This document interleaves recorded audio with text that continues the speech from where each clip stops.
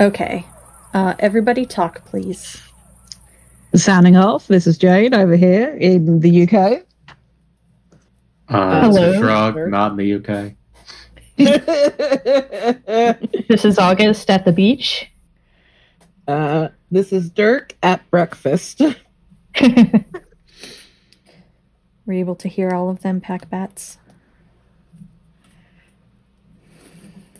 I can't open the Twitch stream and check for myself because then you just get horrible. I got you. I'm just waiting for the delay. Yeah. These are our new introductions. Do you like them? Oh. Okay, Ashley says they can. Right. All right. August, I'm so sorry. It's okay. In that case, take 2, this time with more feeling. Welcome to Chapter 2 of the Ultraviolet Catastrophe, a 5-part miniseries brought to you by Standing Stones Productions and Hearthside Enclave. Today we're playing House by Marius, a game which is, unsurprisingly, about a house. I'm August. You can find me on Twitter at HarpyDora and on Tumblr at StrangeHarpy, and my pronouns are they, them. Playing with me today, as always, is Danielle. Hi, I continue to be Danielle. I use she, they pronouns, and you can find me on the internet at RedtailTalk90. We also have Dirk. Hello, I'm Dirk. You can find me at Hope's Hearth Pod. You can also find me at PF Diva in various places. I use they, he, and Phee pronouns. Jade. Hi, I'm Jade. I'm going to say my introduction correctly this time, and you will never know that I messed up take 1. You can find me on the internet at Jade Oxford Rose, and I use they, them pronouns. And finally, bringing up the rear in the anchor position, because that's how the alphabet works, we have Schrag. Hello, my name is Schrag. My pronouns are he, him. You can find me on the internet at The Secret Frog or just Secret Frog, depending on where you are attempting to find me. Our lines, things that we absolutely do not want to see are homophobia and transphobia, racism, sexism, anti-Semitism, violence against children and animals, sexual assault, domestic violence or intimate partner violence, unwanted pregnancy, plagues and pandemics, and alcohol abuse. Our veils, which are things we're fine with addressing but will just fade to black on, are steamy situations, graphic descriptions of bodily harm, and terminal illness. With all that out of the way, let's get started. And assuming that we're all good,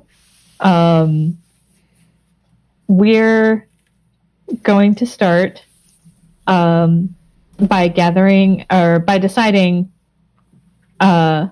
what the exterior of the house that we find ourselves in looks like. I know we briefly touched on the interior, but the game does say that we need to establish the exterior of the house. Is it old, new?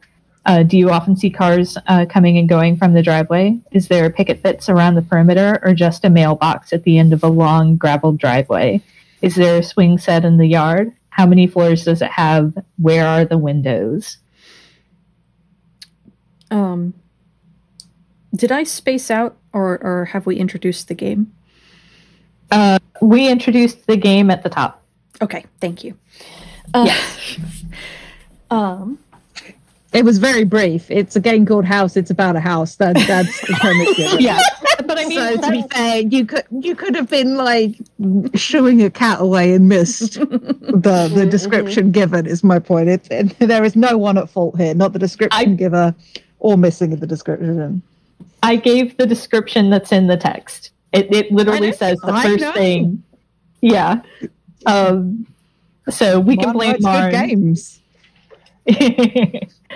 But yeah, we very briefly touched on the interior, which we may retcon depending on how we're feeling. But the first thing that the game requests that we describe is the exterior of the house.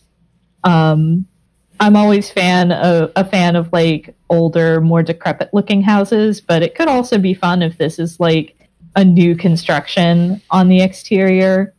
I'm open to whatever. I have a thought. Mm-hmm. So, in my area, it's a college town, so there's always apartment complexes and stuff going up. What if this is like one of the first houses in what is eventually going to be like a suburby area? But right now, there's like one house and a bunch of empty field. Like the model house that they sell the houses that haven't been built yet based on. I have one more element to this pitch. I think it should look just modern enough that the old versions of our characters would not be familiar with this kind of architecture. Yeah. Yeah, I like that a lot. I have in my mind an image of like a townhome almost, but like very boxy and square with square windows. I don't know the style of the architecture, but it's something that I see a lot in places that are being developed in and around the area of Atlanta that I live in, where it's very boxy and very not brutalist, but squared off, not any soft edges, no curves. Just something, very modern. What color is it? Is it like bland or is it garish? I think it should be bland. Yeah. Like, not even that awful beige, but like that awful blue. That kind of like muted blue-gray. Yeah.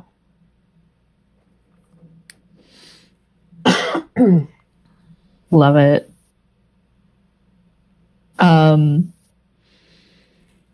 And how many windows does it have and where are they?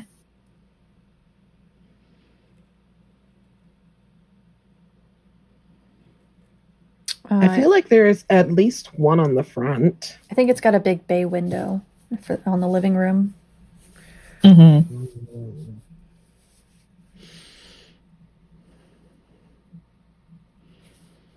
I'm going to make a note of where the windows are because I will forget. Oh, well, Dirk, I wouldn't worry too much about that given the nature of the game. Well, yeah, but I like the big bay window. I want to do something with it later. Okay, I'm just saying you could just make a note that there is a bay window. It doesn't have to correlate. For those who maybe aren't familiar with the game House, not to spoil anything, House of Leaves is a big point of inspiration for it. So it's fucked up houses is the vibe. I'm not just saying this to mess with Dirk. It's a game about if there existed a house and it either hated you or loved you. Is really the way that I like to look at it. But yeah, House of Leaves, it doesn't, the architecture doesn't have to abide by the rules that we think it does. So it doesn't have to abide by any rules. And because of who we are as people, almost definitely will not. The next step is we decide on our characters. I think, as you can probably guess, both from the overlay and the fact that this is Chapter 2, we are reprising some roles from our previous game. I will be playing Marius, Thank the Gods for Small Favors. They use they, them pronouns. Their look is a short, willowy person with pale skin and sharp features. They have long brown hair that's typically kept in a tight braid, and their fashion style tends towards neutral colors and turtlenecks. In their previous existence, they were considered to be a disgraced scientist. Right now, we'll see what happens. So going down the line, Danielle, tell us about your character. I am playing Talanor Jezrin, who uses he or they pronouns. His look is he's built like a brick house, not especially tall, but solid and muscular, extremely battle-scarred, has a nose that's clearly been broken several times. Expression is almost always severe. Bright blue eyes, short dark hair that's graying at the roots and temples, and he wears hearing aids. Yeah.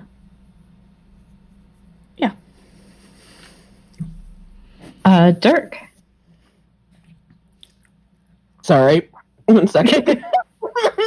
How about we'll come back to you and go to Jade. Yeah, so my character is Delphine O'Reilly. Not that any of you know that their first name is Delphine because they never use it. Tall, on the lean side, pale skin, grey-green eyes, handful of freckles, looks very much in need of more sleep than they get. Mostly shaved head, but with faded indigo bangs up front. And dresses like a punk on laundry day. Dirk. Yes, I am playing Rebel Vanguard, who uses they, them pronouns.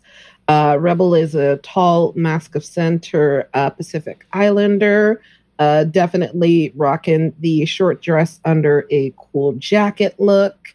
Rebel has like a shaved head, except for the top bit, which is definitely doing sort of a Janelle Monáe thing, except, Rebel's not black. Their hair is dyed blue, and it's a little wavy. It's very cute because of who I choose to be as a person.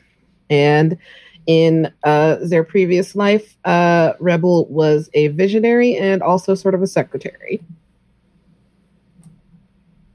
And Schrag. So I am playing Vivien Blackthorn, uses they, them pronouns. White person with this just beyond shoulder length red hair, a little more vibrant than the pick crew allows for. But yeah, tends to wear a lot of red things that are generally very practical. Right now they've got a leather jacket on. They are very muscular and very, very pretty. I need this to be true in every universe. It's very good. As is your right. Yes. Should we maybe, I know we're going to get into a little bit about why these people are here. For the sake of, these are the people you saw, if you watch chapter 1, these are very much the same people, but also... I wanted to get into that next because one of the next questions that we have to ask is how do we know each other? And if you watch chapter 1, you're already pretty familiar with how we knew each other. If you didn't, quick Cliff's Notes. We were all working on some experimentation with some semi-sentient fungus to replicate their mycelial structure to use for teleportation over long distances. And we were all in the thick of that when everything got shut down. We decided to take matters into our own hands at the end and perform a field test with what we had discovered. And after a blinding flash of light, we found ourselves in a house. In some ways, you could say it was a very successful field test. In other ways, maybe not so much. Yeah. But as I said, one of the questions is how do we know each other? And the thing about it is, one of the things that is really strange,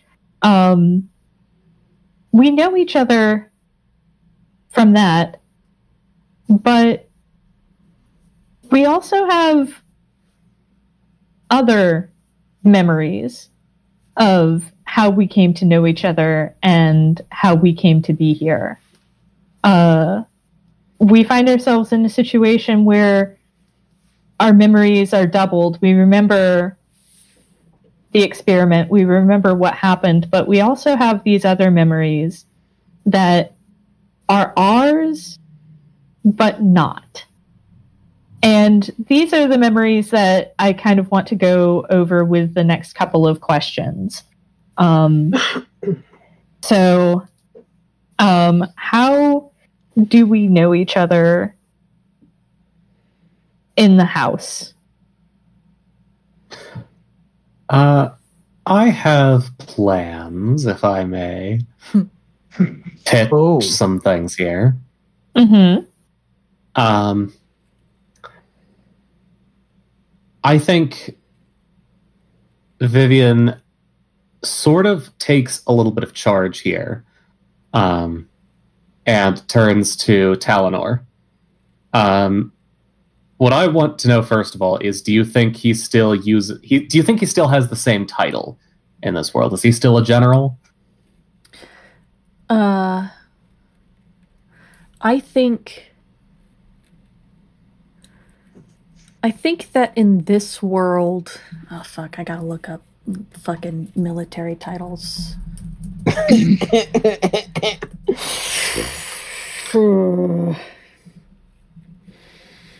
Chief Master Sergeant Jezrin. Oh my god. It's just a different title. Oh god, he's not army. Is he in a different military branch, but it's the same level rank? Or is it the same military branch but a lower or higher rank? I think it's the same military branch, but it's somewhat lower. Sure, I'll give us a military title lower than general. All of them? Or colonel, sorry.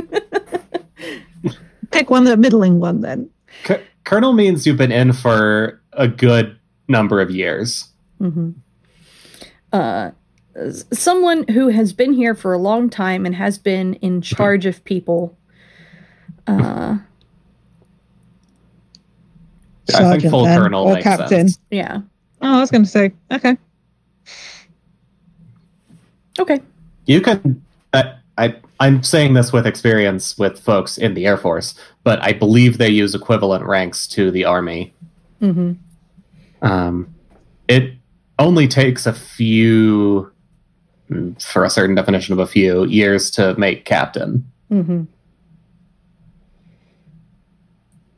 Anyway, I think Vivien approaches Talanor.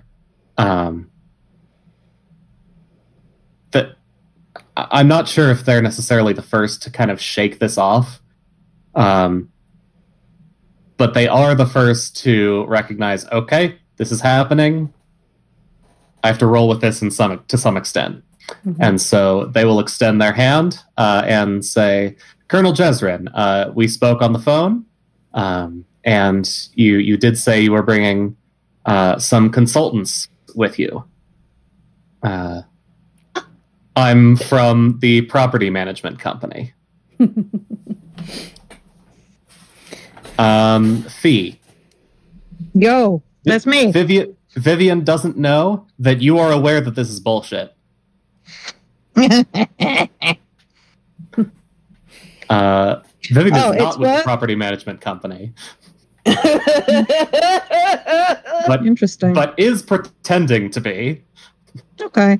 If you did miss last week's, nobody knows this in character. Phee is a telepath, a mind reader, a psychic, however you want to think of it. And that hasn't stopped being true in this new place. Oh God, that's deeply upsetting. Poor Phee. Yeah, no. It is, they are currently looking like they have a migraine. I wonder why. Who can say? but has pulled a pair of sunglasses out of a jacket pocket and put them on. Phee is here as a medium. Naturally. Naturally. The thing is, ghosts and the like leave strong enough psychic impressions that Fee's telepathy can pick up on it. Mm-hmm. They don't tell people they're a telepath. As far as people are concerned, Phee can talk to ghosts if they believe that to be true. They aren't out to swindle people. They've probably got a pretty decent reputation for helping, like, law enforcement. Well, no, actually, no. No version of Phee would work with law enforcement. Scratch that from the record. Maybe with, like, private detectives and stuff like that. But genuinely likes helping people. So, or at least this is the sort of onslaught of thoughts and memories that are hitting them in this moment, while they try to ignore the fact that everyone is dealing with the same thing right now. But Talanor hired Phee for their expertise, I guess. I think it may be a case that if you're all right with this, Jade, I think it may be the case that Marius and Phee were hired as a package deal, because you've got the medium who's here to ostensibly talk to ghosts and tell whether a place is haunted, which, LOL. But then you've got Marius for the more practical side of things. Like, is this door haunted or is it just hung poorly? Kind of thing. So it's, since they worked together previously, maybe they work together now as a team to tackle hauntings in this case. Yeah, maybe this universe's Marius will go on to be a successful YouTube show. Who knows? I was going to ask if Marius felt like someone was missing. Two someones. Yep. Oh, I hate you both. We don't know who Marius has back home. This is true. This is true. But I feel like this Marius probably is not tempered by Kari, so... Fair. So is worse.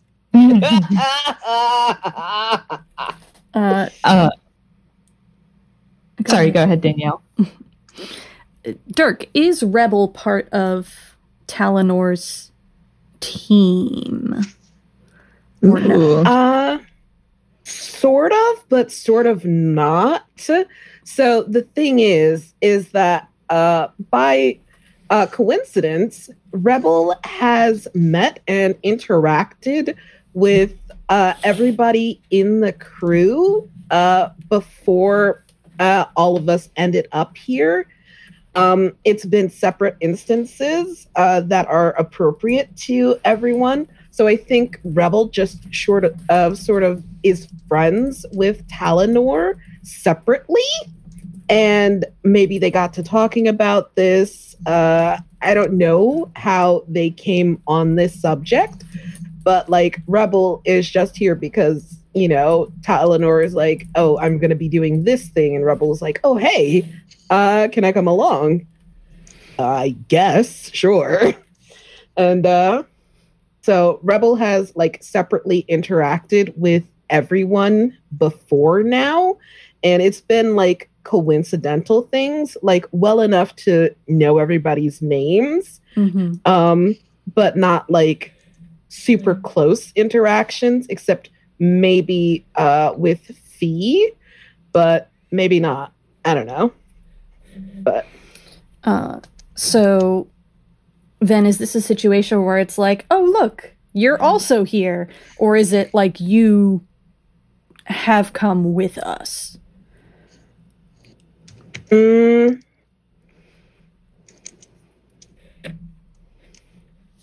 Well, yeah, I think I've come with you all, specifically with Talanor, but I'm not like hired to do anything. Okay. I just but you have shown up with us. Yeah.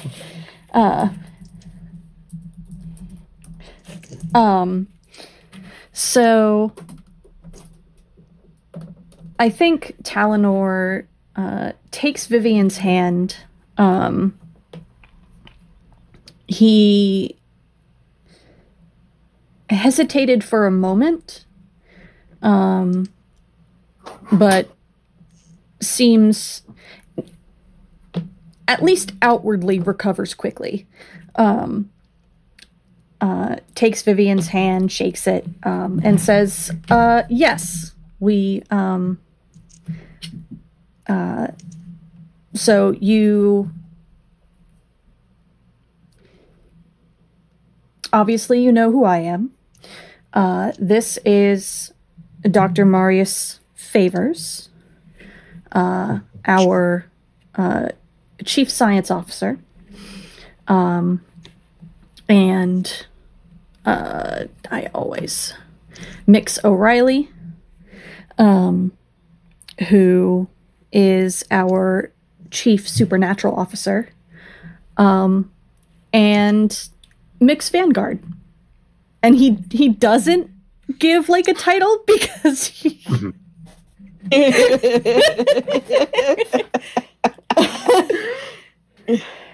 and I think at this point in time, Rebel is like half bent over, like breathing from like their inhaler, and pauses for a moment to be like, I'm here. Hello.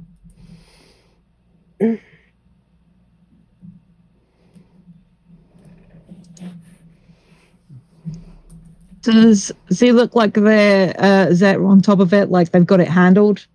It's just... yeah, it's just one of those, like, catching your breath moments. Gotcha.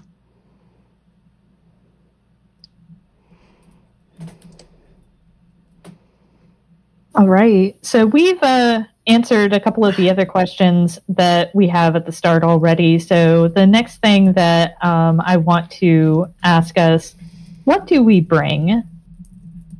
And is this broad daylight or the dead of night? I always like it when these things are like bright day. Mm-hmm. One, because it always feels like more practical. Like, why do people go investigate places at night? Unless they're stupid or asking for trouble. Shout out to the group of characters who I first played house with, because they were dumbasses. Valid. It was Halloween. You know how it be. Yep. But yeah, I like that it's just sort of one of those sort of overcast but not cold mornings. The sun is there, but it's got that sort of hazy, almost grayish quality where like a fine layer of cloud is over it. So it's the sort of where you can actually look at the sun, because there's enough cloud obscuring it, but you can still see it. And it's like that middling sort of temperature, warm enough to only need a light jacket kind of a vibe.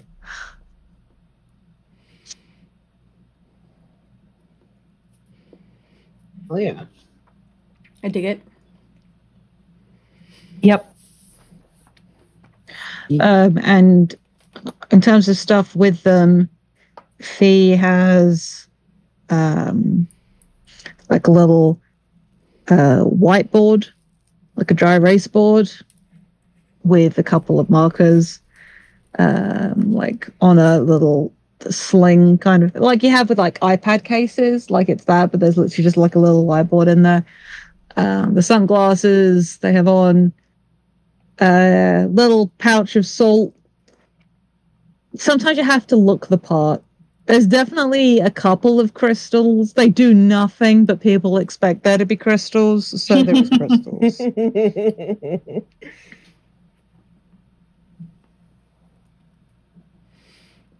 I think Rebel has right here.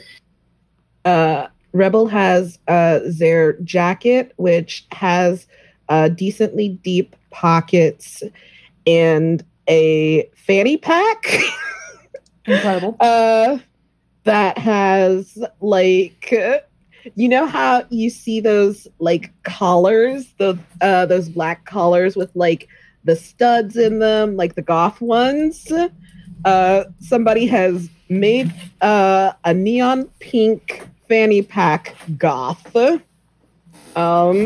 because it's very, very funny. And I'm going to play by Forged in the Dark rules for the fanny pack. It has miscellaneous things that will turn out to be useful later. Spend one hold.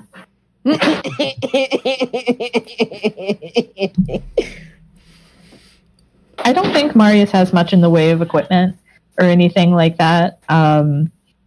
Just because of, I don't know. I think it's just because of who they are as a person. They choose to come in and like eyeball things and apply their expertise primarily without any sort of implements. It's on some level, I think maybe it's like showing off. I don't need anything fancy for me to be able to tell what's wrong with this building. So Maybe a flashlight? Yeah. Maybe a flashlight and a little pocket level. Mm-hmm. Good. I think the only thing that Talanor has on him is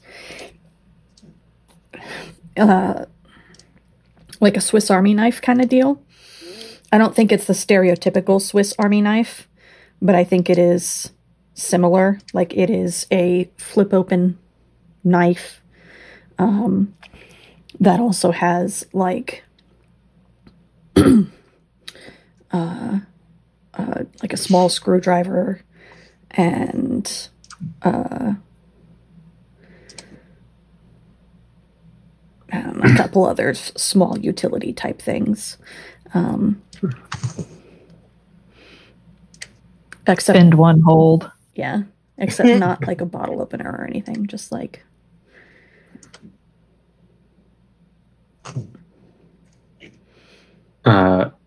Vivien has a ring of what are definitely keys, and not at all lockpicks.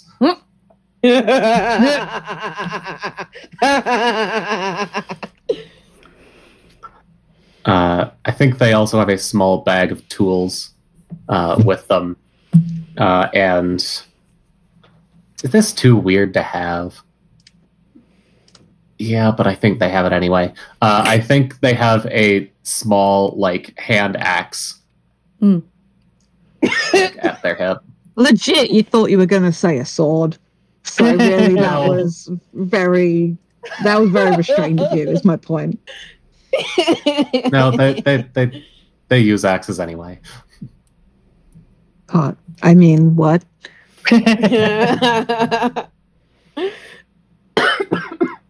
I know what I'm about, son.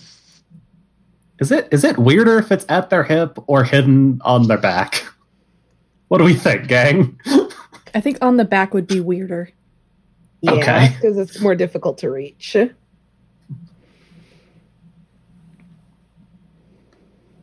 All right. So the final steps are to draw a square symbolizing the front room of the house on the bottom edge of our drawing implement, which we have done. And we decide as a group what the front room looks like. And I think previously, I had described it as a kind of large foyer with a carpet and stairs leading up to the next floor. But that was mostly for the mood. So we can have that as we fade in and our consciousnesses come into being here. We can have that shift to be whatever we want to start with. Just kind of like a hazy mirage, just kind of dissolving into where we currently stand.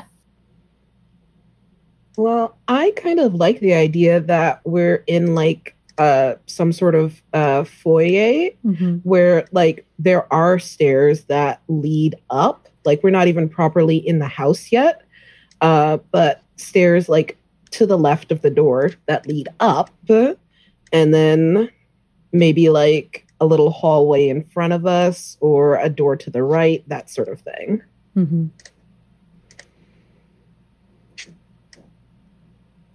Sounds good. Are things still kind of drab? You know, that I have a great disdain for the kind of modern tendency for grays and like just it feels very soulless, and I'm assuming, you know, based on the outside, the inside, the foyer would be similar. Mm-hmm. Mm-hmm. I feel like there's a picture on one of the walls, and I think what it actually is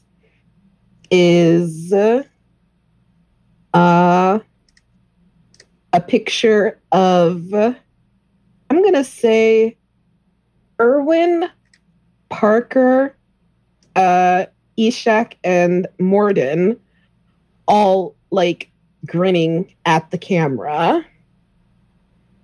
And so like various levels of however they're gonna smile at the camera. But I think it's fun if there's just something weird there, you know? Mm-hmm. Yeah. I think this house has to be staged because it is the show house, and so you've got like an entry table that in reality would just gather shit because it's right in the entryway, but in this staged house is like clean and has like a bouquet of fake flowers on it, like high quality fake flowers, and I don't think things look like very dusty or dirty.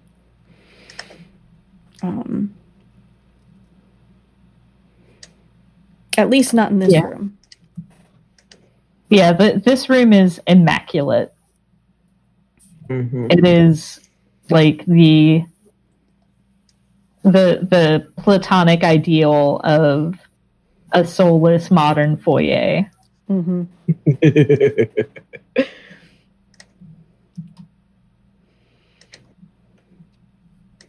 All right. The next thing that we do is we draw a square of any size connecting to one side of the square you made for your front room. We decide together what sort of room it is, and we draw a card to set the scene that plays out in that room. So where do we want to go from here, folks? We've got a couple of options. I will say... Oh, go ahead. I will say down is out. Like the downward facing face of this square is the exit to the house. Mm-hmm. Because of how things have to fit on the screen. Yeah. Yeah.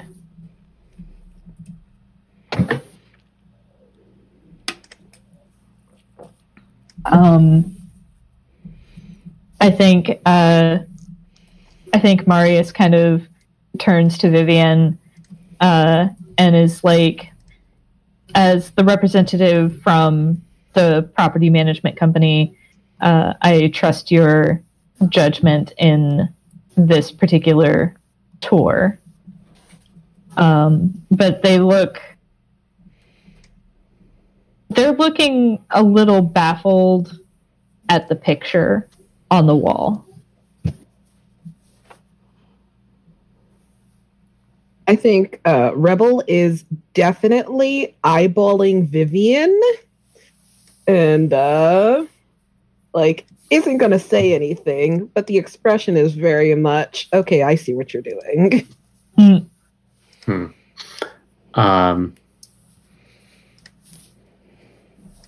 Yeah.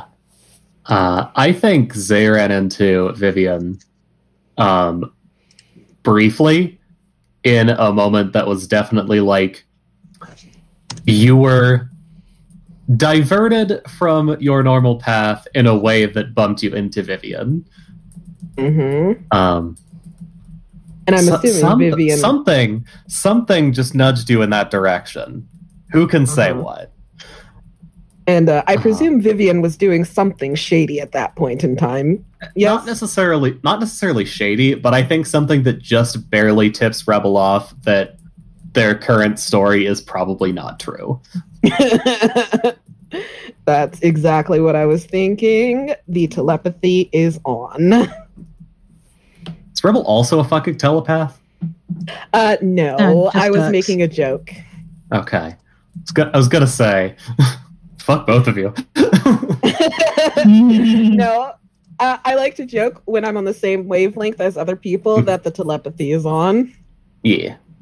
I think Vivien will lead you in, but not like up. So not up the stairs, but through the hall. Upstairs we have obviously the sleeping arrangements, but obviously for where you'll have guests, we should show you the main rooms in here. Also looks at the picture on the wall, is distracted for a hot second, tries to push past it.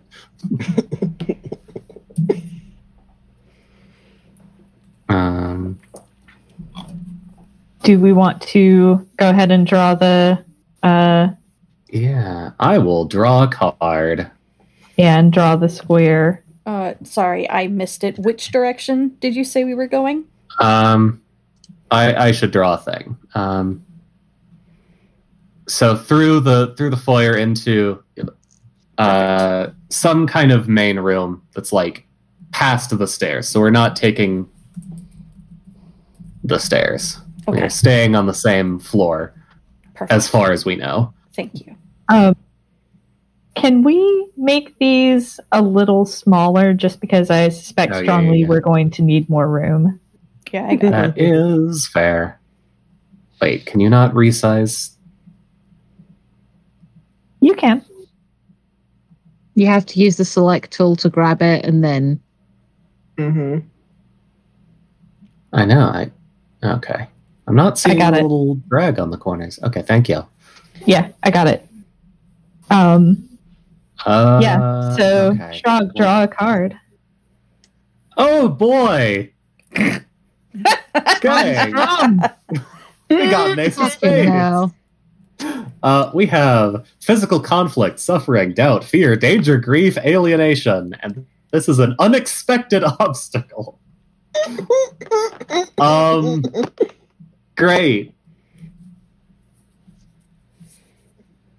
Good thing you've got that hand axe, huh? Uh-huh.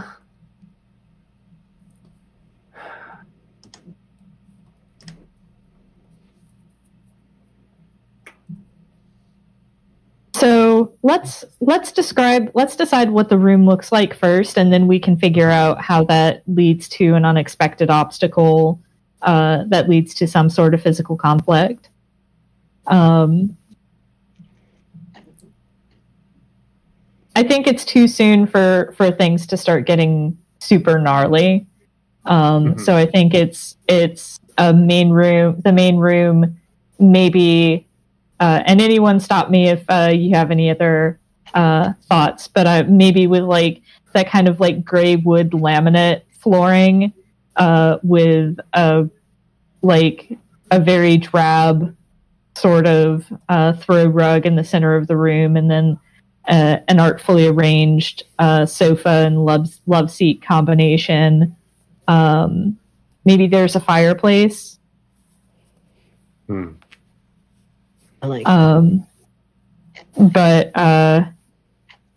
just like I said, I have such disdain for a lot of the modern sensibilities here, so just very, very soulless. The sofa and love seat are arranged in ways that look a little more pleasing, but also they would be extremely inconvenient for actually living in that space. Like, it's spaced just barely wrong.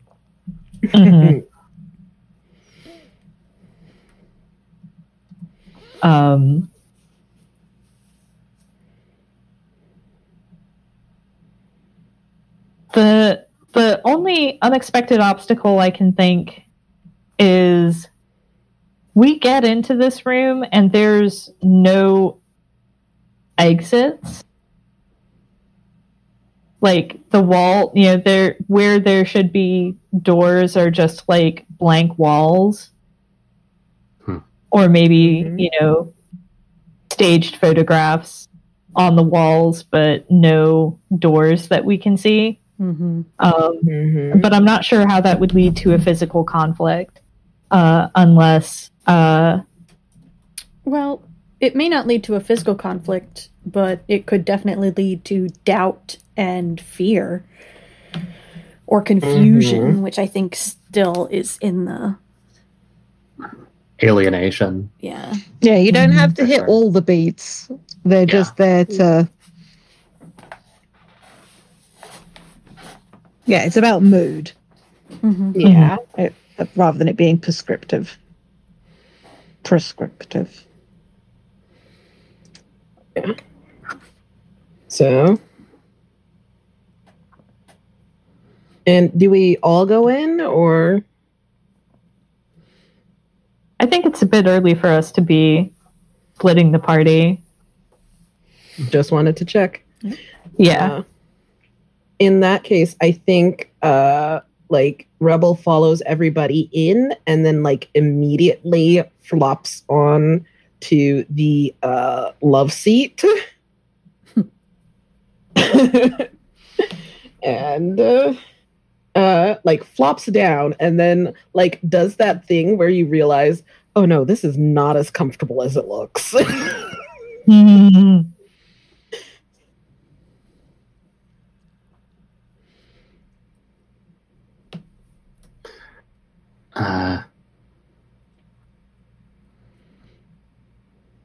I think noticing that there are not exits where there should be, I think Vivien drops a little bit of pretense and goes over to I think there are still squares of wall where there should be a door that don't have anything on it. So I think Vivien is going to go over to one of them and just knock at that portion of wall.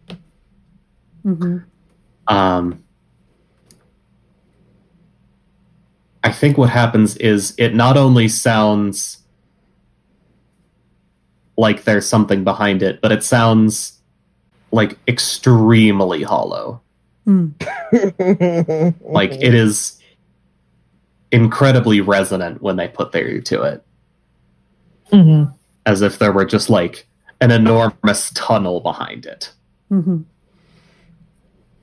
Nice. May I add a detail? Mm-hmm. Vivien's not sure 100%, but, sounding like there's an enormous tunnel on the other side. Maybe there's something that sounds like possibly footsteps on the other side, but Vivien's not entirely sure. It could just be their imagination. Mm-hmm. I like it.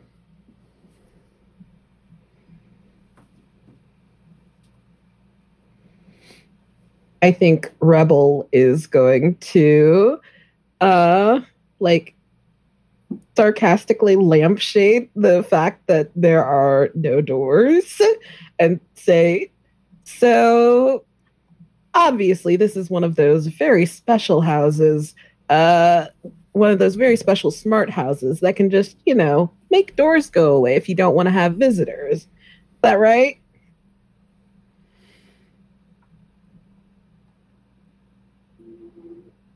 And they are definitely looking at Vivien. Oh, they get a dirty look. A dirty look that is just a shade too familiar. As in, like, Vivien being too familiar at them. Mm-hmm. Not like necessarily as in you've seen that look before. Yeah. I think Marius just kind of looks around, with their eyes narrowed and says, "This is not a terribly impressive model house."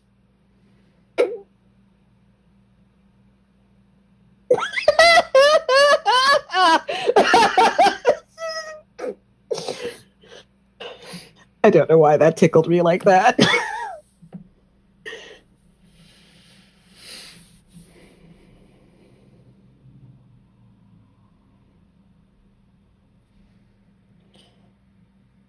So,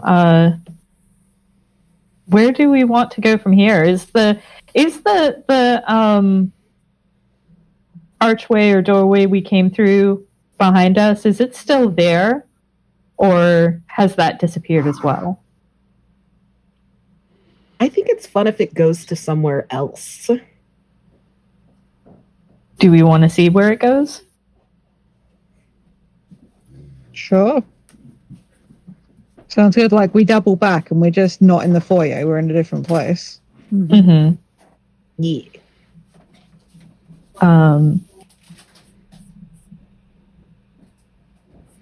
So, I'm just drawing a square, hypothetically, kind of next to the foyer, but that's not... Yeah. It's not 100% accurate, but it gets the job done. Sorry, go ahead, Danielle. Tell me, ping where you want me to put it. I think you should just have it overlap the foyer just a little bit. Like that? It's a different, it's a different color as well, so it should be pretty. Yeah. Okay. Readable. Okay.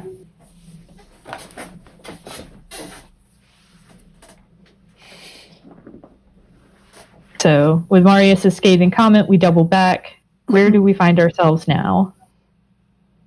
I mean, do you want to take it, August? If Schrag did the first one, we sort of loop him back in alphabetical order of the players, if you want to draw the card. Yeah, we can do that. Jack of Hearts. Jack is a message received, and Hearts is love, friendship, compromise, bonding, and obsession. Oh boy, that's an interesting one coming off of the last one.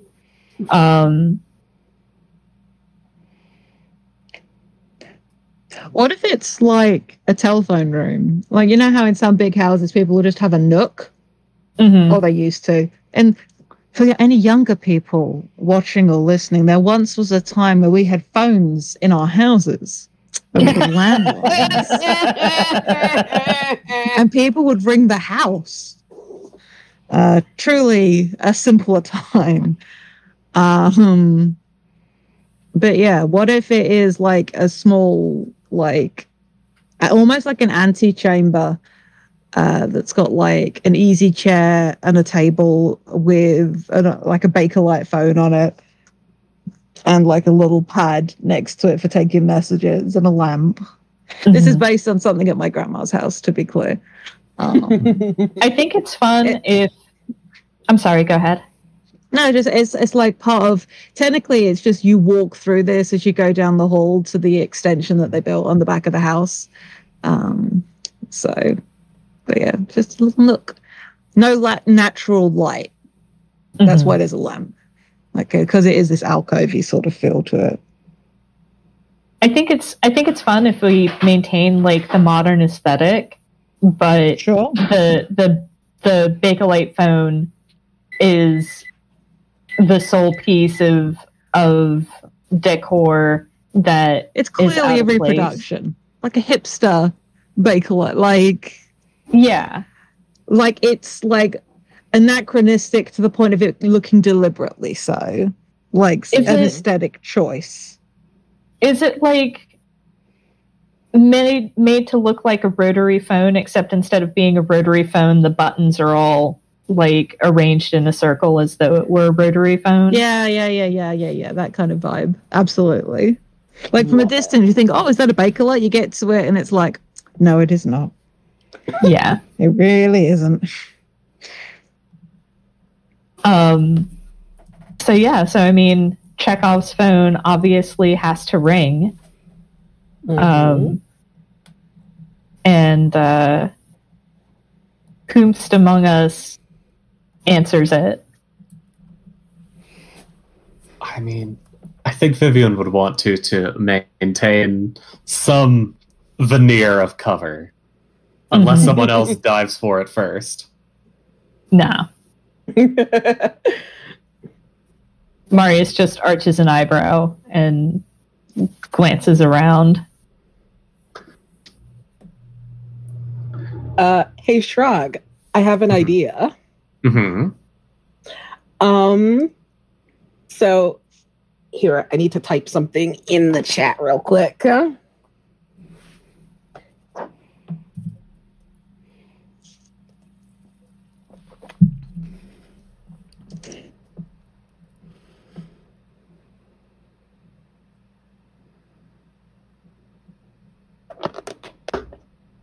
Please hold. Okay.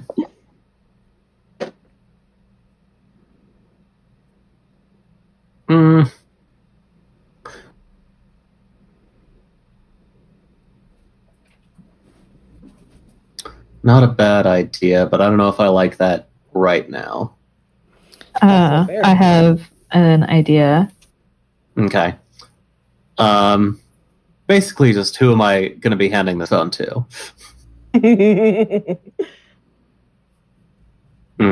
Ooh, that's a much better idea. Okay. So Vivien will pick up the phone. And Vivien speaking from Vancroft Realty. Yes. Yes, just one moment. And hands the phone to Marius. Marius looks at Vivien like they've grown a second head, but takes the phone, but doesn't hold it up yet. There's Dr. Rucker for you. I think there's a moment of confusion on Marius's face because House Marius doesn't know a Dr. Rucker, but obviously Marius knows Dr. Rucker from before, and so they slowly put the phone up to their ear and say, "This is Marius." Dr. Favors, I'm so glad I found this number pinned to that old corkboard. I'm glad it worked. Are you guys coming back?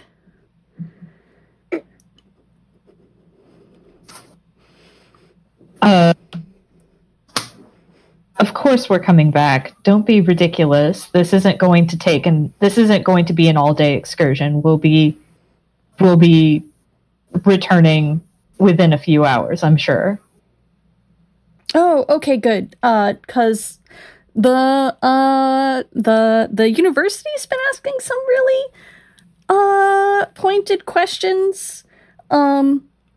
And I am not sure how long we can keep them occupied.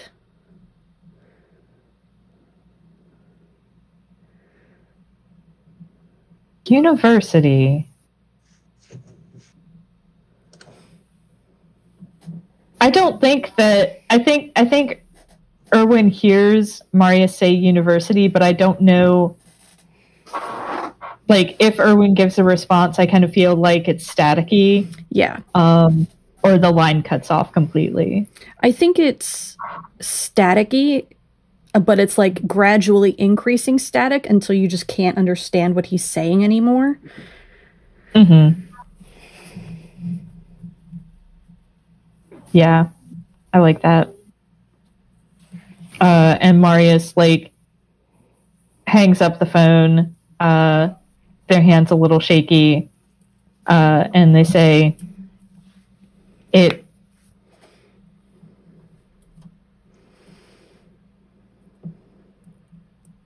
I don't know who that was, but it seems that we are expected back soon.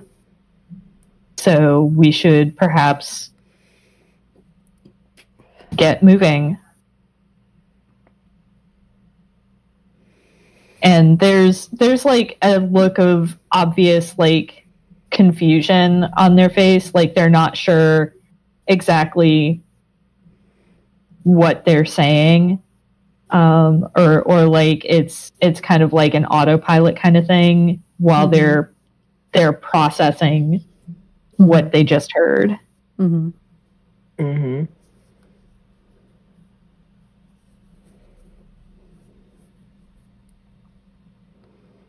I think Rebel is going to point and say, why don't we go that way? And I'm going to draw a circle in this fabulous neon green. This is ridiculous. So I'm going to say...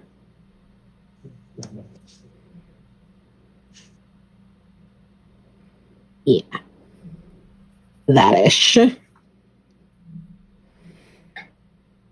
And I'm gonna say the room we go into is it's a kitchen, and in much the same way that the phone nook was so anachronistic, it circles back around to very modern.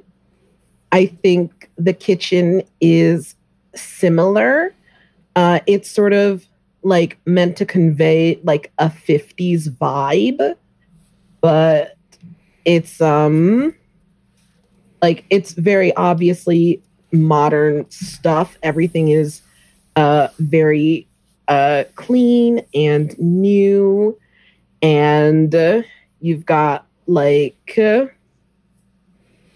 I don't know, there's probably like stuff on like the walls, like, you know, like cute pot holders, and maybe there's one cabinet that has like a glass front and you can see some decorative dishes.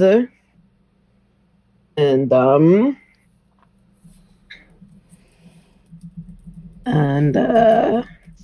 I will draw a card. Oh, we got 5 of... that is not what I meant to do. I forgot I have to select things. Please don't look at me like this. I got you. Thank you. I will leave it alone. So, spades is, again, physical conflict, suffering, doubt, fear, danger, grief, alienation. And 5 is a critical misunderstanding.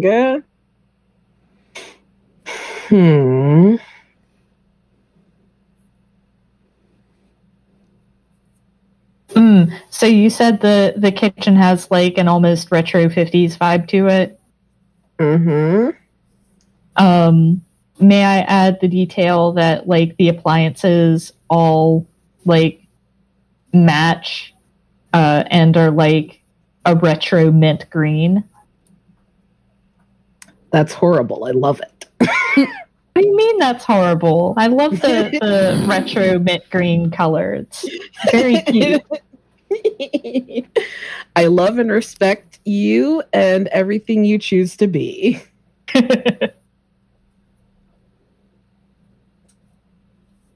But yeah, so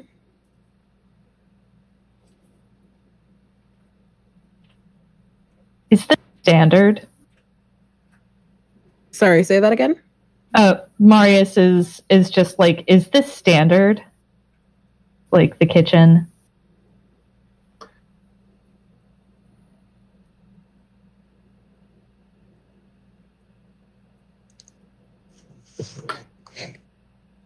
And that's kind of aimed at Vivien. It's standard.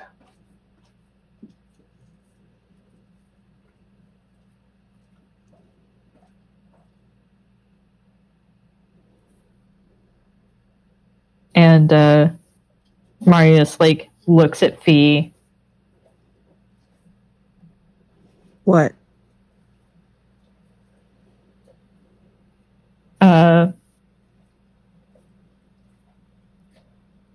trying to think how Marius would phrase this, because they're not like, you know, obviously they're not like the most like hip to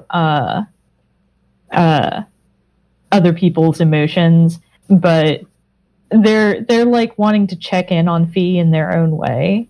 I think the closest I can think of to the vibe I'm wanting is just like Marius kind of like looking at Phee and being like, "Do you have a status report?"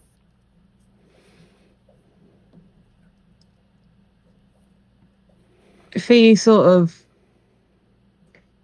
makes that sort of when you're like kissing your teeth noise, like, not yet. I'm still trying to figure something out. Aside from the fact that somebody has an interesting taste in staging show homes. It's strange.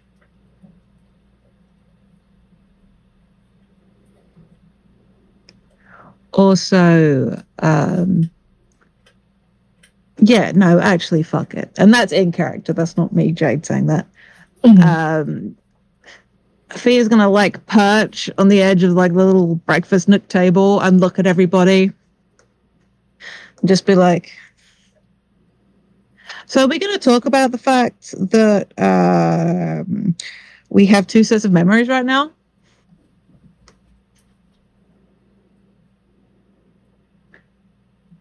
Because I know that street outside. I know that I work for Talanor at the moment. And I also know that less than... looks at watch. I don't know, I'm looking on my watch, but not that long ago we were standing in a field doing a field test.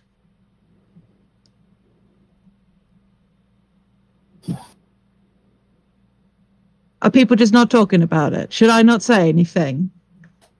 Are we just pretending we're on a house tour?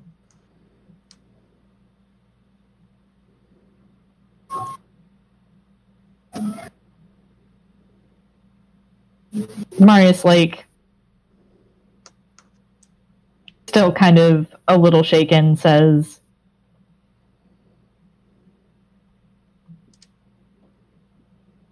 "It makes no sense. The best that we can do is proceed forward and hope that this resolves itself."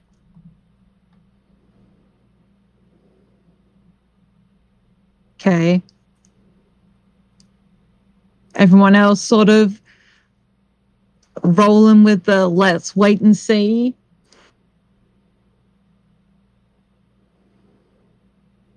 Rebel is opening the fridge and looking in it. I think there's something in the fridge, but I don't know if it's what you would expect.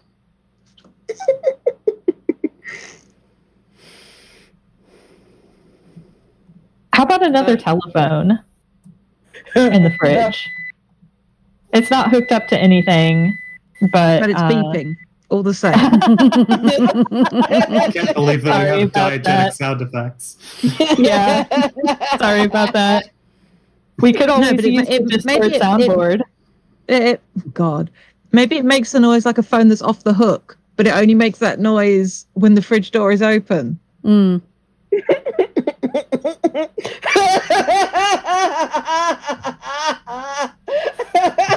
Like you close the fridge again and put your ear against it. It's not making the noise. You open the fridge door. Beep, beep, beep, beep. Like, yeah, no, Rebel is definitely doing exactly that. Close the door, listen, open the door again, close the door one more time, open it back up, takes the phone out of the fridge.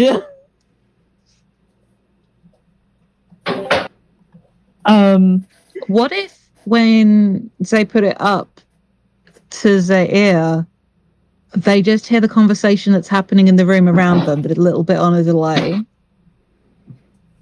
That's deeply like they're hearing a recording being played back of what? Hey, like a Twitch stream, you know? Like you're unmuted. Uh-huh.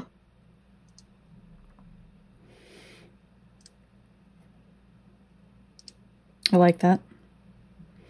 Yeah, same.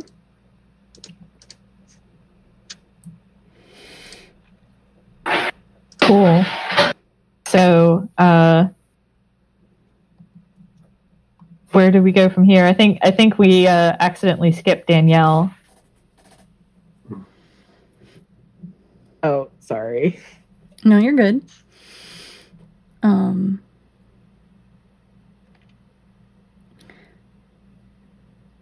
I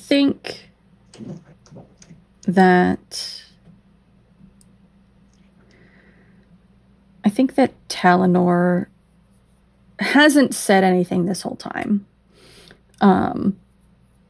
He's been walking with the same expression the whole time, unchanging, hands behind his back, very much a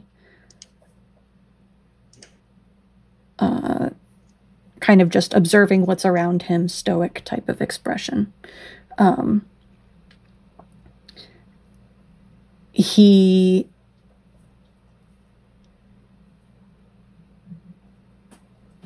When they get to the kitchen,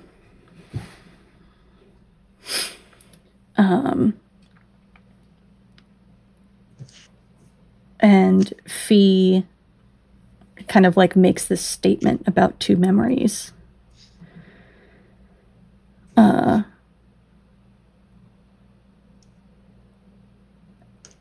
I think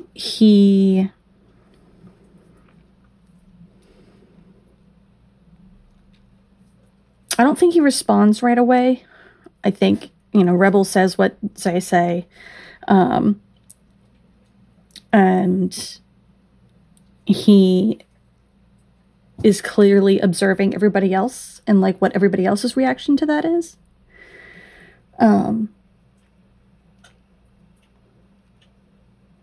And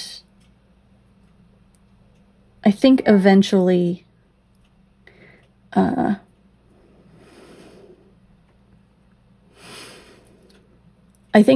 he just kind of shakes his head and he says, "We're not here just for a house tour. We're here to investigate the developers' claims of forces that are stymieing their construction efforts. So we need to focus on the task at hand, so we can do our jobs." Completely ignoring the idea of them having another set of memories. And as previously, I don't think Phee can tell what he's thinking. Yeah, I was working under the assumption that Phee was just making a wild guess about a Talanor, as opposed to everybody else. Yeah. And I think as the others are kind of investigating the fridge phone, the throne, if you will. Oh, God. I will not. I hate it. Thank you. No offense, Ashlyn. No, it's a good joke. I just hate it.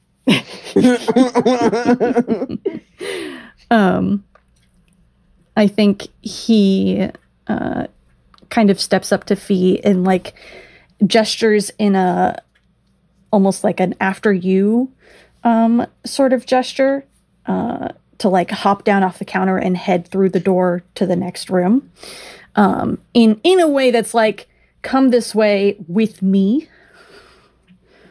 Okay. Do they go with him? Yeah. Okay. Schrag, I'm sorry, but I have to kick you off of the stream.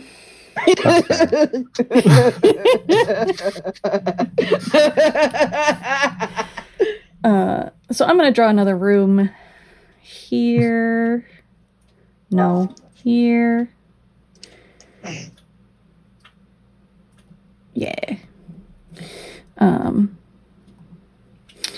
And I want to draw a card first. I drew the 8 of Hearts. Great. A vicious fight, Oh, good.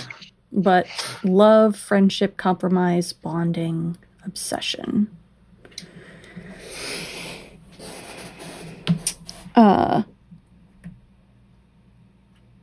Cool. So I think for the purposes of this, at least the beginning of this scene, the others have momentarily stayed behind.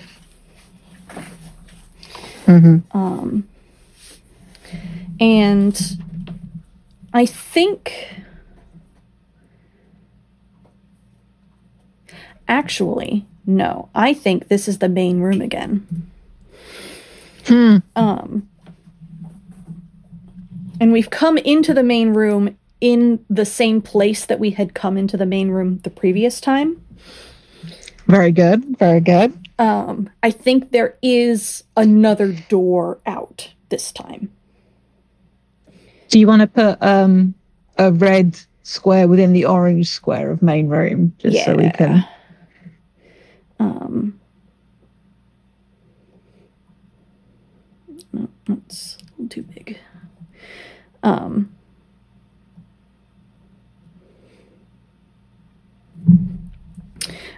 And I don't think that Talanor clocks at first that they're in the main room again, because I think his attention is on Phee.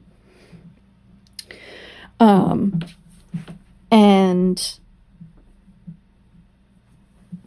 I think he's very cognizant of how intimidating he is. So I don't think Sure. he steps like over close or like crowds into their space. But I think he does step closer and speak in a quieter tone. Like,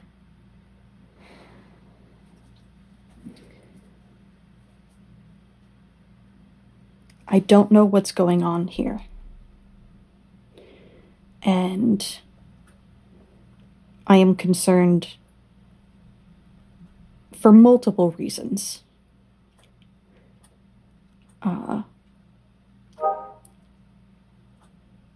But the thing I'm most concerned about right now is not these other memories, but whatever the fuck this house is doing. Because something is extremely not right.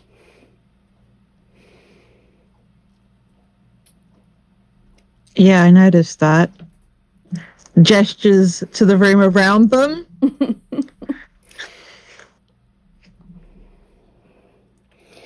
He, like, rubs at his forehead. I'm not trying to insult your intelligence or anything of the sort. I'm just saying that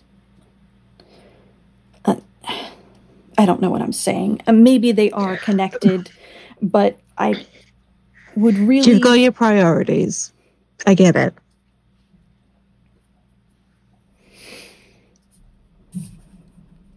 But you do have them too, right?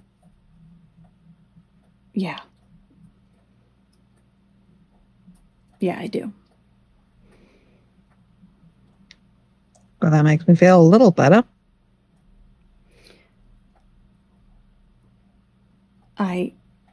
And I think he looks like he's going to say something. But then the others follow into the room.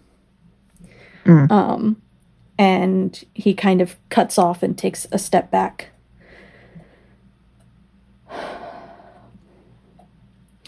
And I think when Vivien introduced... When we got here, I can't remember. Did Vivien introduce themselves? I don't remember if I said I did. They would have. Okay. I should have if I did not. And I think he looks over at Vivien and he says, Mix Blackthorn, I think there's something wrong with your house. Yes, I'm starting to get that impression. Rebel just laughs. It's like one of those ha sorts of sounds when Talanor says that.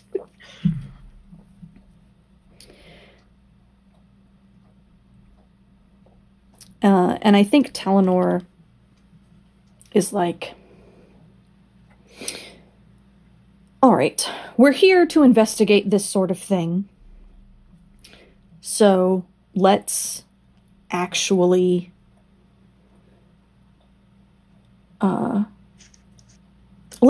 do this in a more methodical manner than just wandering from room to room, because that doesn't appear to be getting us anywhere. And I think he goes over to the new door that appeared, or that is in this room now where there wasn't one. I think it's in the same spot that Vivien was listening at earlier. And I think there is... He keeps, like, sniffing, because, like, you know when you catch a whiff of something that's just like, where the fuck did that come from? I think he keeps catching a whiff of something.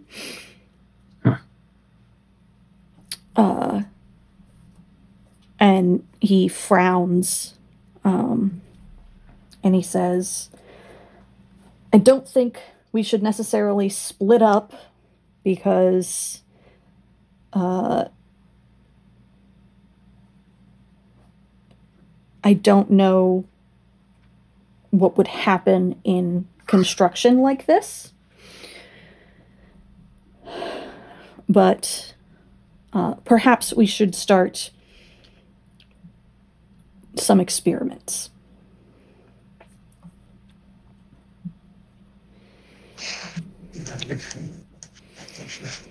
Phee will also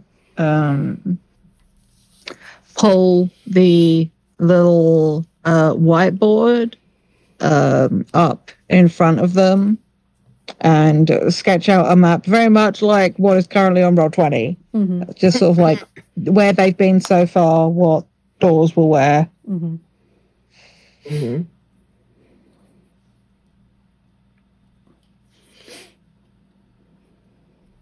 Do we feel we have had a vicious fight? Not really. How are we getting there? I have a thought. I think while Phee is like drawing the map, Rebel just says, okay, let's say what rooms we want to find.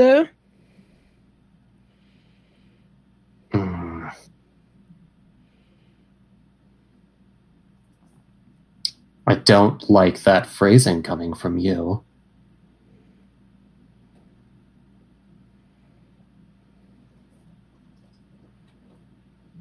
I think Marius pipes up and is like, it's an interesting proposition.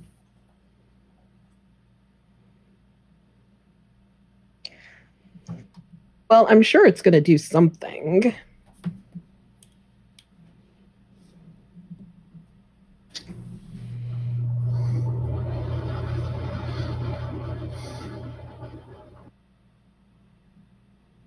And I sure would love to see an extra very spooky space where all of the weirdest shit is happening. That sounds A+ to me. I think Phee looks at Rebel with this look of, why the fuck are you like this? Oh, wait, no. I know why you're like this. And fuck. So, what are Jibba's pronouns? What are whose pronouns? Gibber. Jibba. Oh, sorry. That's the British accent. Sorry. I already got corrected on the pronunciation last time, but it will just sound different with the way I enunciate. Nope, you're good. No worries. And just like, and I know what he's like.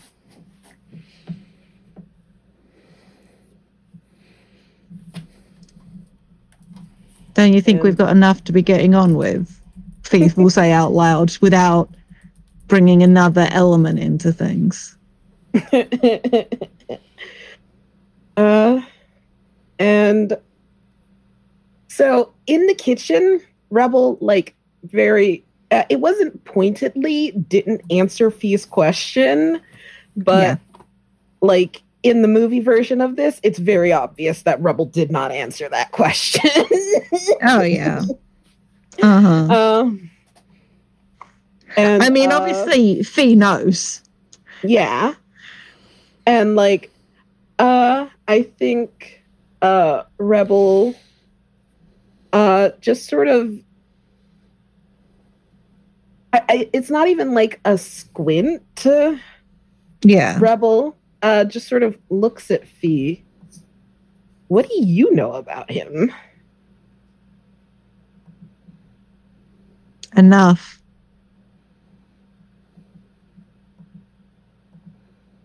As in, knows enough, not is telling you to stop speaking enough. Yeah. And I'll say, I'll continue. You ever read much Discworld, Rebel? And Rebel pauses, and like you can see on their face, they are trying to remember if they've read Discworld, and like Phee can also like tell that Rebel is like searching for what that is and getting like very conflicting responses from two different universes. Yeah, Phee is feeling a little smug about it because if Rebel's not going to share, it's all good. And Rebel says, it's not important. I'm helping. My point is that in the early books, they have this sort of rule about how you don't say a certain goddess's name. You just call her the lady. You do not say her name, because to invite her has every chance of fucking you up as much as it does having things go your way. Sound familiar? And Rebel just sort of gives Phee like one of those blank looks. Not like I don't understand what you're saying, but like Phee can like deliberately impassive kind of thing. Yeah, like it is big bold letters in Rebel's head. You super don't understand gibber. They don't say that, but Rebel. Doesn't need to say it out loud. And Fee's eyes narrow. Like I said, I understand enough. They don't say that out loud. You hear them say it in your head. And they flip Zem the bird and go off through the door.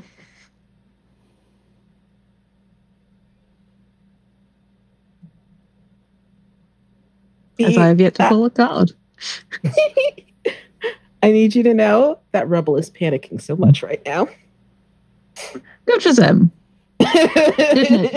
Good news, guys. Another spade. I shuffled this deck like 3 times. So another message: and physical conflict, suffering, doubt, fears, dangers, grief, or alienation.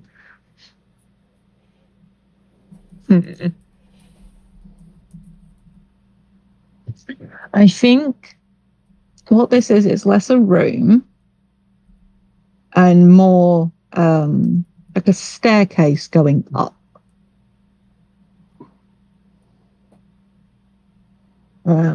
Sort of like how in certain big stately homes and that would have like the main stairs up front and then like the servants' stairs. Mm-hmm. It's like that sort of vibe. And it's this flight of stairs going up.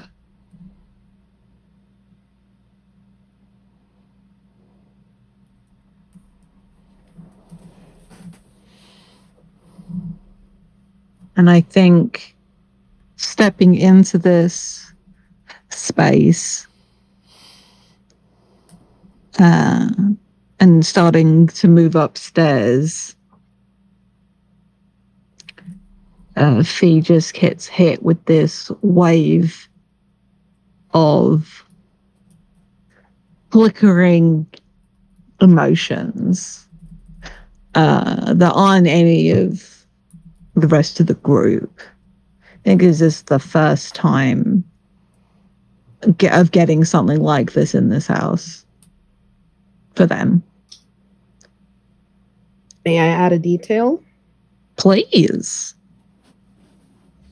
I don't know if Phee hears this, but in the movie version of this, there is definitely a Dopplering scream. Like, you know that horror movie sound of like when the music swells? Yeah. Except it's a scream that sounds like that before sharply cutting off. Cool. Great. Love that.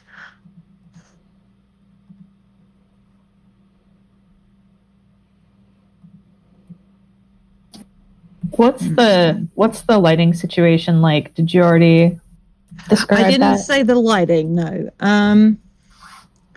What if it's got like that, not strip lighting, but how under each step there's like a little spotlight? Those little round like LED spots to make them safer to go up and down and stuff, because there's no windows again. You can maybe see a little light at the top, but it's not a super long flight of stairs, but yeah, just like every other step there's like LED, like little round LED stair lights. May I suggest that there are sconces, but there are no bulbs in them? In addition to the ones that I just... Yeah, sure. Yeah. Just like, because you've got the stair lighting and then maybe a couple of wall sconces, and it's like, why aren't the wall sconces on? They don't have any bulbs in them. Terrifying.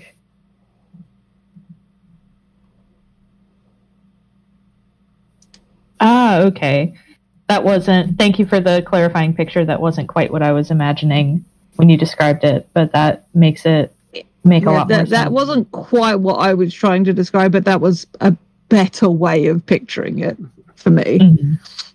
So, for our listeners who can't see, it's like the lights are actually on the wall, but at the level of the stair, casting like a small amount of light on the stairs, like either side.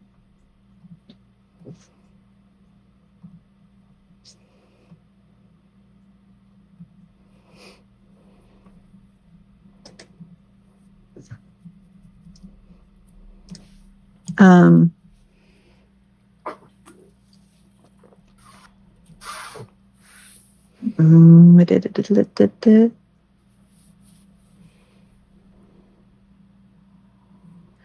think Phee just sort of partially stumbles up the stairs just because of the force of everything that's coming in.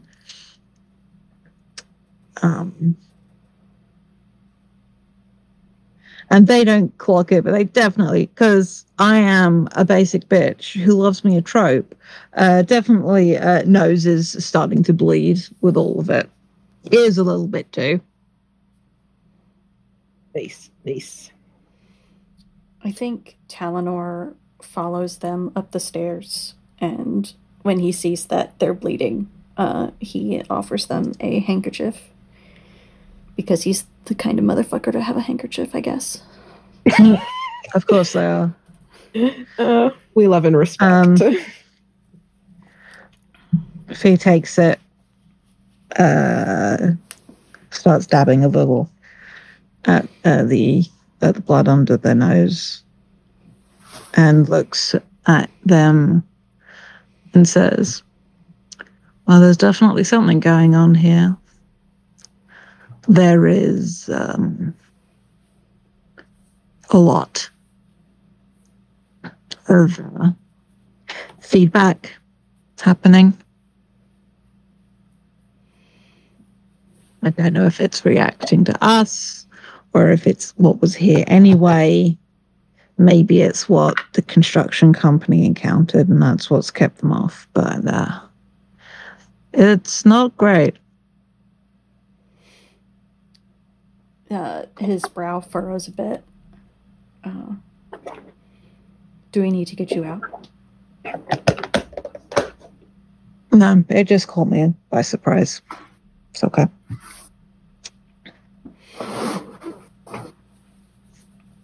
He nods. Offers an arm for stability if they want it. I think they'll use it to sort of pull themselves back up to fully standing, because where they sort of stumbled a little bit. And then we'll just like pat his incredibly large arm. Just so much bicep. Yep. Just like fucking, it's like pulling on an iron girl, like no give. Just very strong. Quickly, but I'm so amused that you say built like a brick house, and I don't know whether that's just how Americans tend to say that, or whether you, Danielle, are censoring it a little bit. Well, yes. Okay.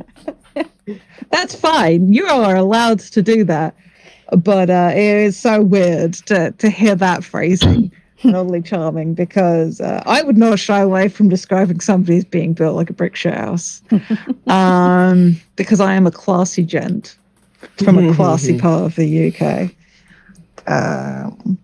It's good shit.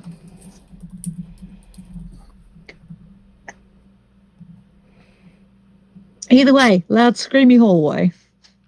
I think Schrag is your turn. Okay. Did someone pull this other card that's hanging out down here? I'll put it back in the deck. Oh. Let's put that one back. I'll take it, because I don't think you can just put them back. Nah. Sad. Yeah. And I don't know who all followed Phee, but I do want to specifically say that Rebel did not.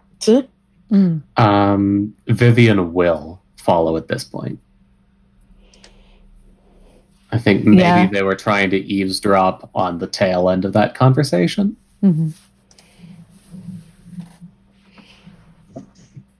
They've got reasons for things.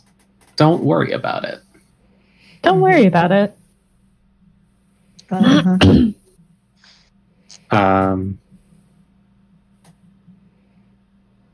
So I feel like the next place we go is the room that's at the top of the stairs. The like hallway up there. I am going to draw before figuring out what the tone of this room is, because I think that makes sense to me. Hey, it's not a spade. Hey. Hey. I mean, it is. Oh, this is a fun one. Love this. It's the 7 of clubs. An echo from the past of emotional conflict, hidden agendas, envy, indecision, or betrayal. Excellent.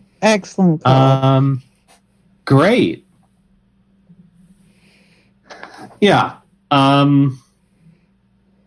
Yeah, I think this is the kind of hallway where you have several doors leading off of it. It's just the landing at the top of the stairs. And there are several different places that you could go from here. I think Phee is not the only one who is hearing voices now.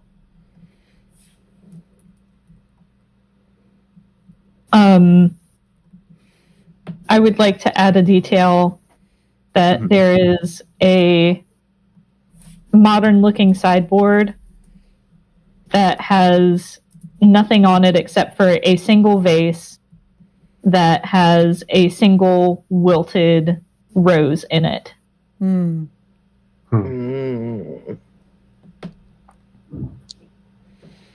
But like the petals are faded, so you can't even really tell what color the rose was supposed to have been in life. I think Nice. I think too that maybe Vivien starts getting a whiff of what Talanor was, which is just like, you know how sometimes you get that smell of dampness? Nodding. Just like, not quite full mildewy smell, but just like, that doesn't seem right.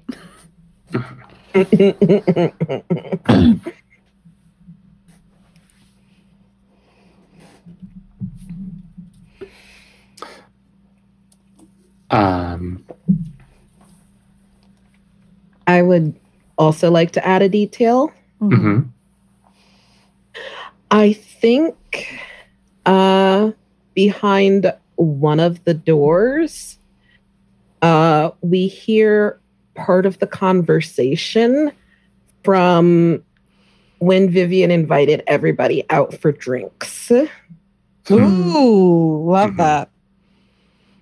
And specifically, I think we hear Vivien's voice saying something. I'm not sure what, but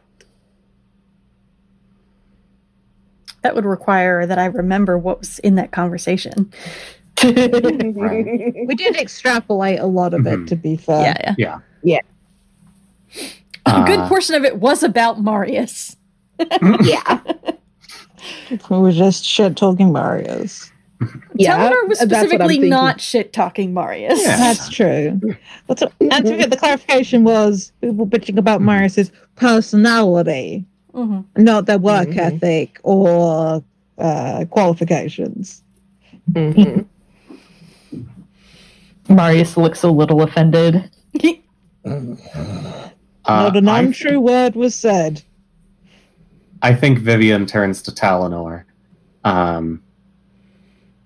And I think there's a realization that they're getting something that he'd already spotted or had noticed with the smell. And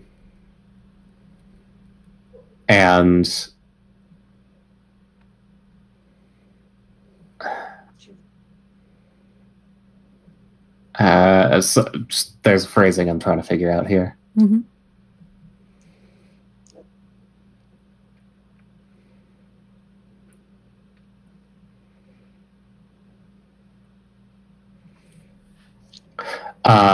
As they say to you, "What's the call, Colonel?" And Talanor kind of hears that not in their voice, but in a voice that the old Talanor would have heard back when he was a colonel. Oh. I think he flinches. I think he covers it really quickly afterwards. But I think Vivien notices. Yeah.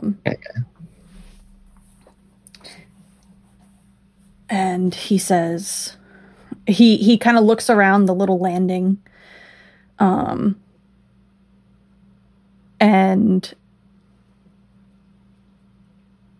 he looks like he's about to point at one of the what seems to be a bedroom door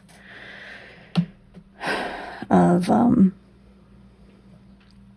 then he stops. Where's Rebel? What a segue. Beautiful. I love it.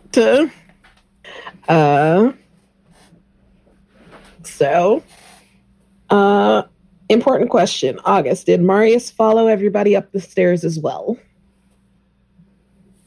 Yes, they did. And they caught the echo of the conversation that people were bitching about them and looked incensed. Right. You mentioned that. Yeah. Oh, I assumed that was just August vibing with Marius. No, Marius is there and looks incensed at what they overheard.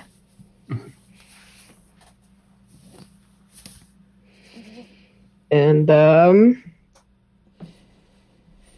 I think down in the main room, Rebel had a moment to himself to just freak out about, oh God, Phee can read my mind, possibly. Question mark? Maybe. Definitely seems like it. And then was just you know what? Fuck it. I'm out of here. And right when Talanor asks, where's Rebel? The door they were pointing at slams open and Rebel comes through. I like that. Very good. Very good.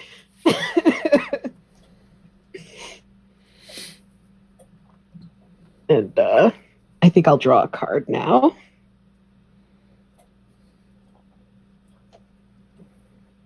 All I can think of is that fucking holy fuck, mom. What, like just the holy fuck meme. But you're just like opening the door for the room that you're in and going, holy fuck. And then there's this new room behind you. And hysterically, I've got the 10 of diamonds. 10 is a betrayal of trust. Diamonds is willpower, good luck, discovery, a second wind, greed. And so I think like Rebel bursts out of the presumably bedroom door and looks visibly startled to see everybody because what the fuck? Mm-hmm. And then looks up at the ceiling, flips off the ceiling, and says, "Fuck you." And then tries to head for the stairs.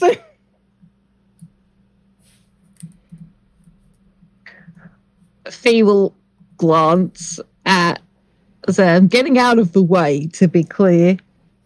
And we'll just say, trying to leave, aren't you?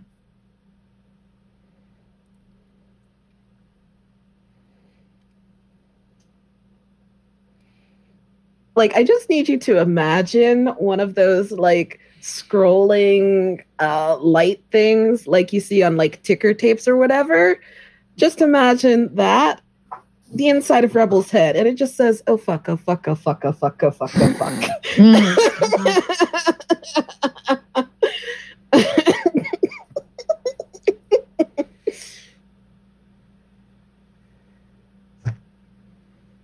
That was said out loud so everyone could hear it, by the way, if anyone else would also like to react to that. Yeah. Because even if the "oh fuck" is just in Rebel's head, I imagine they look a little guilty of being caught out. Perhaps. I don't want to speak for them.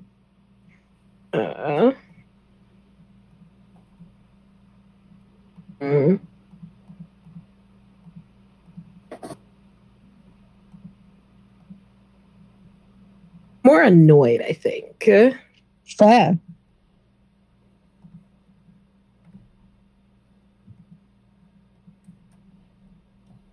I think Marius looks a little disdainful, but not necessarily at Rebel herself, but just kind of in general, and says, "While I appreciate the urge to leave, I don't think this place will let us do so easily. It's best that we stick together. This house,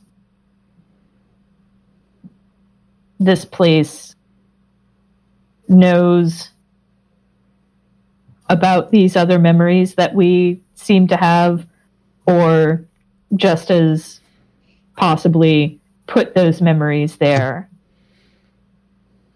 We are unfortunately like you." And Vivien is a fucking liar. Phee can read minds. Talanor is possibly the only decent person in this entire group.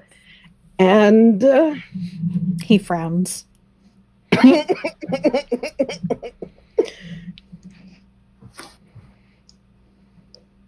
think Phee is also frowning. We'll just say, "Oh, fuck you."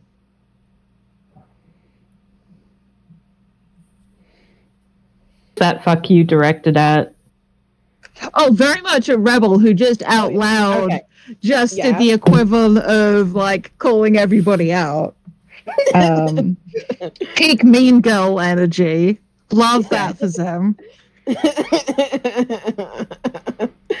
I think Rebel actually turns and does a very elaborate asshole bow at Phee, because they actually want Phee to like them less. You don't have to like someone to work with them under stressful circumstances. I'm sorry, buddy. Phee. I think Phee is bless. Phee just steps a little bit closer to Rebel and just like, it's not my fault. You were in love with me and couldn't do anything about it. That's your shit, not mine. Oh, the look Rebel gives Phee. What? It's not about me, is it? It's about you, right?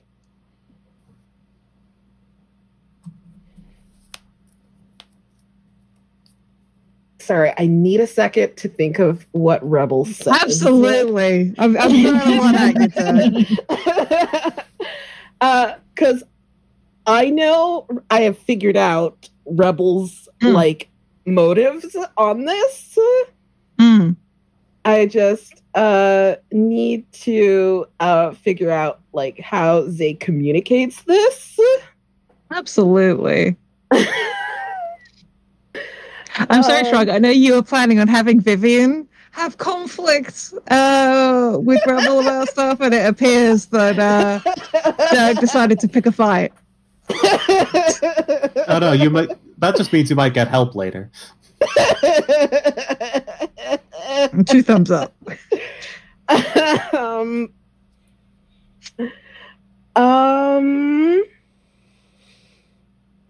Gosh. I think like Rebel really doesn't have the words to explain, and like very quickly like realizes that they don't have the words to explain because it's a combination of things. One of them is like this very clear and distinct fear that if they approach Phee in any sort of way, Gibber will make something unpleasant happen to the relationship or to Phee specifically. Mm-hmm. And there is also the fact that Rebel actively does not want Phee to return their feelings. Yeah. Yeah. I decided that Rebel is lithromantic and so would actually be like disgusted if Phee did return the feelings, or maybe not disgusted, but just like put off for sure. Mm-hmm. And so like Rebel is quickly like, I don't have the words for this, and then just sort of mentally shoves all of that at Phee. And and then just sort of does a what do you do gesture and says, congrats, you win.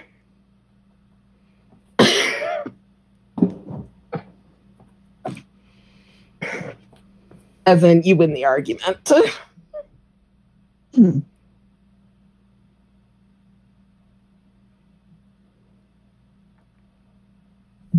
You should also add a room to the map, Dirk.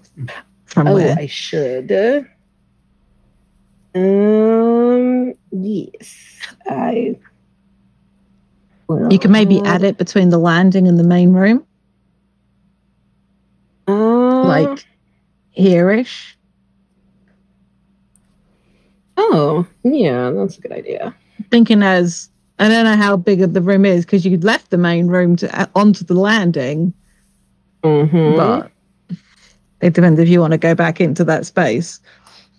No. I have, that's a good idea. I have, it was my thought that the bedroom was over here.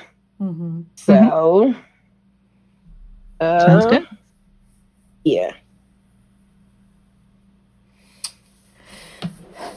Okay. So So is this the delightfully tense moment that we cut to commercial on? I think so. Yeah, for sure.